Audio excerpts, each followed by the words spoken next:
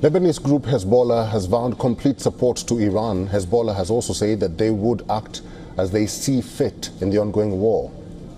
Just war imposed on my people since early hours of Friday 13 June, when Israel perpetrated a mix of unlawful and criminal operations against off-duty military personnel, university professors, and ordinary people. Hundreds of my fellow Iranians have been killed and injured following Israel's surprise armed attacks and terrorist operations on residential areas, public infrastructures, hospitals, health centers, and of course, the Foreign Ministry.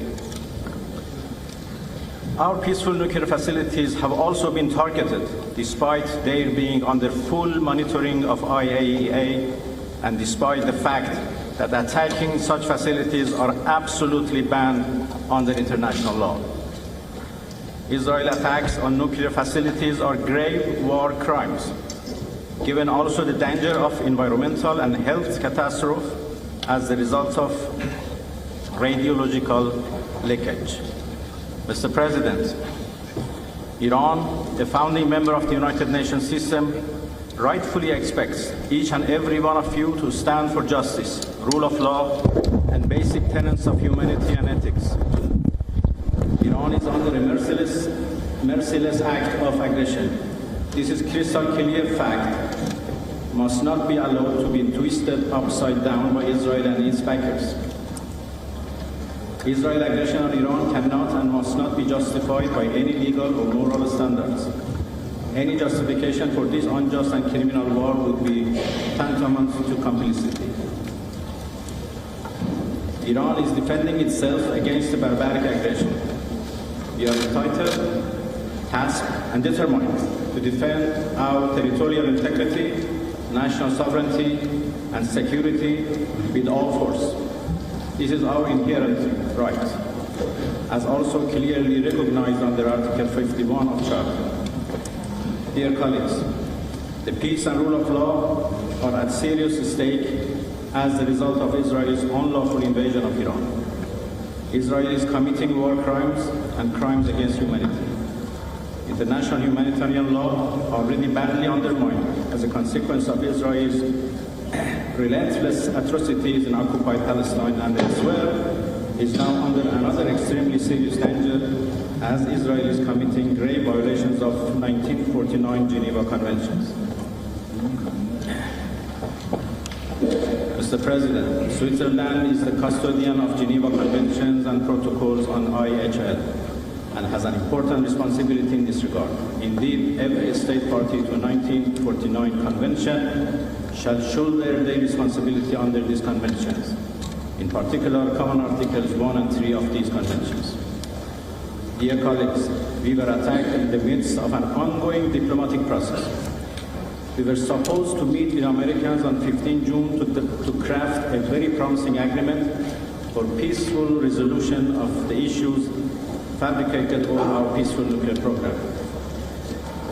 It was a betrayal of diplomacy and an unprecedented blow to the foundation of international law and UN system. Let me be clear. If there is any use of costly systems and mechanisms we have created for the past 80 decades to preserve human rights and dignity, now is the time to do it. We need action now. Otherwise, the whole UN-based international law system would corrode badly. This is a historic moment for human civilization when a civilized nation has come under an unjust war of aggression.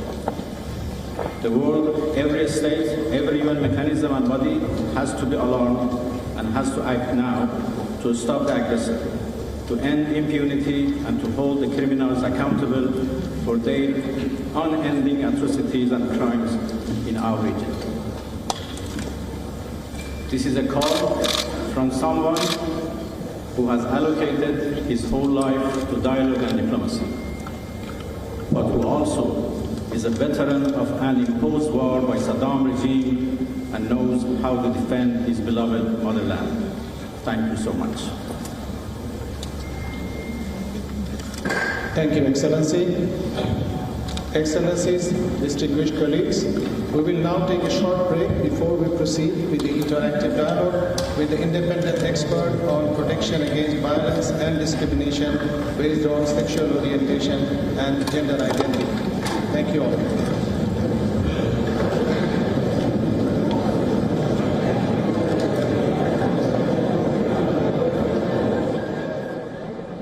That was the Iranian foreign minister speaking at the United Nations Human Rights Council in Geneva, where he says that Israel is committing serious crimes and crimes against humanity. He's calling on the United Nations to act now. He says that attacking nuclear facilities is against international law and Israel should be called out for it.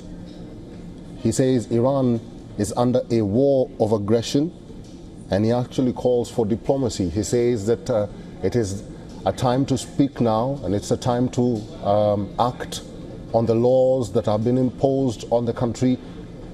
And these laws, or some of these laws, have been breached by Israel.